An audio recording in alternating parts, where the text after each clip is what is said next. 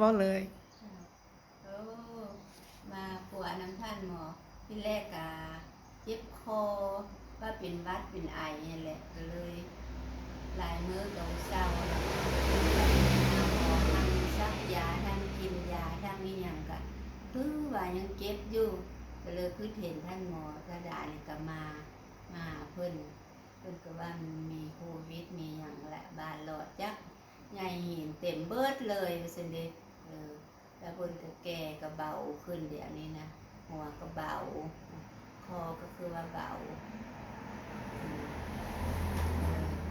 ดีใจละขอบคุณขอบใจหลายๆท่านหมอ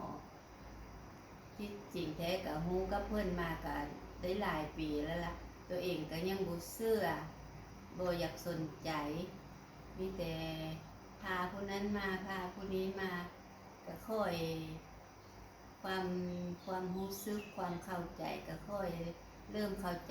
จในการปิ้นปัวของเพิ่นวันนี้ก็ตั้งใจสิมาปัวน้ำเพิ่นแล้ววันนี้ก็เชื่อละรู้สึกละก็คือสิดีแท้แน่นอนละ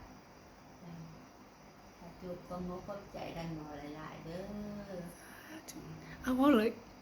แล้วก็พาประตูนี้มาประตูนี้เพิ่นสบายดีข้าพเจ้าก็ซื้อประตูบรรจุอยู่วันสิบนเรื่องทาข้าพเจ้าเคยเป็นหูอื้อมีเสียงดังในหูมาเพื่อ30 ปีแล้ว50 ปีแล้วแต่ว่ามันก็นักไปหน้านะอายุเข้าแก่ขึ้นแล้วก็นักเข้าก็เลยใช้หูช่วยฟังว่าได้ซะอันนี้หลังจากมาปิ้นปัวนำด็อกเตอร์นี่เนาะครั้งแรกเลยเนี่ยเบื้องต้นก็บ่คิดจะเชื่อว่านั้นซะคิดว่าเป็นไปบ่ได้แต่ว่าเมื่อมาเห็นตัวจริงแล้วอันนี้บ่แม่นโฆษณาส่วนเชื่อเด้อเว้าความจริงครั้งแรกที่มารักษาเพิ่นนี่ก็ปรากฏว่ามันแจ้งขึ้นว่านั่นซะหูเฮาสดใสขึ้นแจ้งขึ้นได้ยินดีขึ้นในระยะ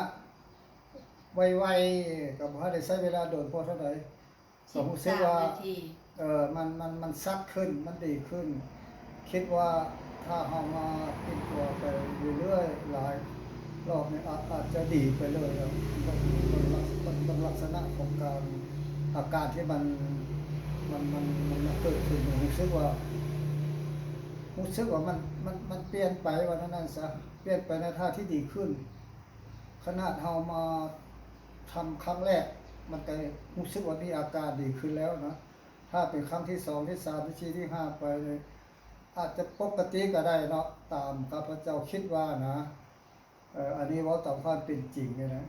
เพราะว่าปกติแล้วมันจะมีเสียงดังตลอดอยู่ในหูหลังจากเพิ่นนั้นปิดปัวไประยะแรกเนี่ยก็รู้สึกว่าเสียงมันหายไปเสียงมันหายไปเนาะรู้สึกว่าบ่ได้ยินเสียงที่มันดังในหูเรานะอันนี้ข้าพเจ้าคิดว่าเป็นไปได้นะ